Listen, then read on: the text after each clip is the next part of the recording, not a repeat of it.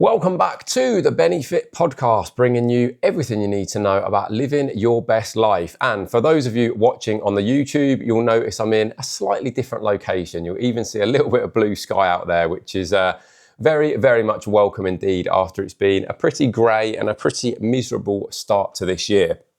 So this episode, what is this episode all about? Well, from the title of the episode, you might be able to hazard a guess. The internet tools are back.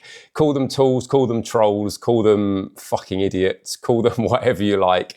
They're back in force, and you know it always makes me laugh when I see this kind of stuff, because I often just think, like, what must go through a person's mind to be so self-absorbed in their own opinions, to be so convinced that their point of view is right, that they cannot possibly see any other side of things. So much so they feel the need to not just comment on a post once and be done with it, but just argue and argue and argue and just talk themselves round in circles and just become really hypocritical in what they say. Like, they say one thing and then they say something else that completely contradicts it. It's pretty baffling. And I'm gonna...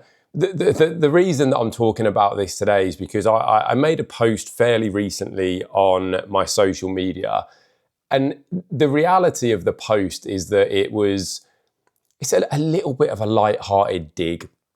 So I think I've spoken about this before. Like, very, very commonly near where we live, we've got some really wide paths, pavements, sidewalks, call them whatever you want to call them, depending on where you're from.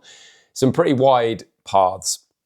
Now, a path is for a pedestrian, and what seems to happen on a lot of these paths is that it's almost like people park their cars to completely cover the path.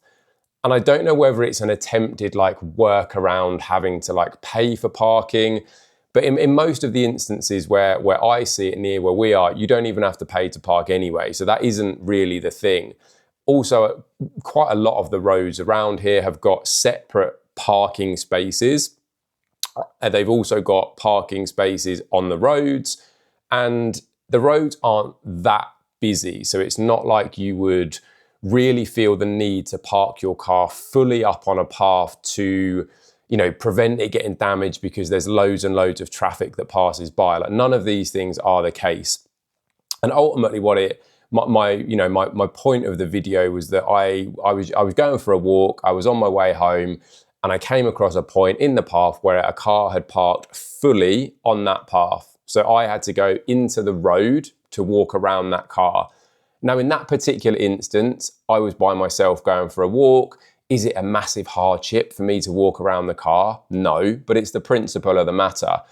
This isn't the only time it happens. It happens on a regular basis. Very commonly when we used to take Louis out for walks, and even when we do it the weekends now, like if he's in the pushchair, you're then having to bump the pushchair down the curb into the road, the potential for traffic to then come, bumping back up the curb once you're on the other side, like, you know, 50 meters down the road, you're doing it again because there's another car parked up on the path. The principle of the matter is that the path is there for pedestrians. It's not there for you to park a car on. I drive, you know, the paths are also wide enough that even if you were just pulling over for a period of time, you could half on, half off. You could leave plenty of room for pedestrians, pushchairs, wheelchair users, all of whom use these paths on a regular basis, because also not far away from where this particular incident happened, there's like a care home for the less able. There's a lot of people in there in motorised wheelchairs. They would have to be bumping down those curbs into the road, etc., to get round these cars. So the underlying principle the point I was making is that a path is there for pedestrians. It's not there for cars to park on. And these aren't one-off isolated incidents. This happens all the time. The types of comments that then came to this post, like, a decent number in support of what I was saying, because, you know, people understand that a path is for pedestrians, right? That's the point that's being made here. But you then get the odd idiot who, yeah, you're always going to get the odd idiot who's got no actual point to make and who just wants to call you a Karen. couple of them came in, fine. You know, you can dismiss them. There's just people with nothing better to say, so they just resort to that. I had someone else comment saying something like, if you're not a resident on that street, you have no right to complain about the parking. So if you just think about the attempted logic behind that comment, if you don't live on a street, you have no right to comment on that street. I mean, it just doesn't make any sense. Like, it's a public footpath. It's for the general public, regardless of whether somebody lives there or not. So that just absolute nonsense. You know, little reply to that to talk along those lines. And because that person knows they've been caught out, you just get some ridiculous reply back because they know they're in the wrong. I had another guy essentially trying to play the holier than now, you know, outlook, like trying to claim the moral high ground, like you don't know the situation and the circumstances behind why that vehicle was parked on the path. You don't know anything about my situation or circumstances. You don't know how frequently this happens. You don't know anything about the situation, but you're going to take this moral high ground that person must be in the right for them to have parked on the path.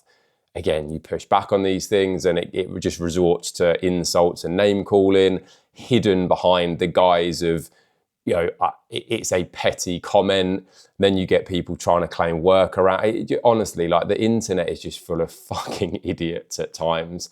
Like, generally speaking, I don't get massive amounts of this kind of stuff happen because it's just not the nature of who I am.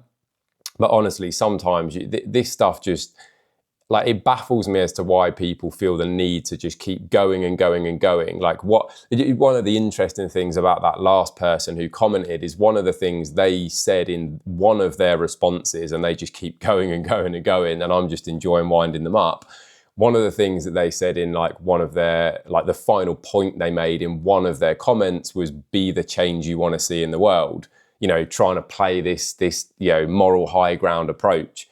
Well, the same goes for you. You know, if do you want to be the change who basically dismisses anyone else's opinion, who puts people down because you can do so as a comment on the internet? Like, it just, you know, it just completely contradictory, as I said at the very start of this, and it does make me laugh. You know, you have to.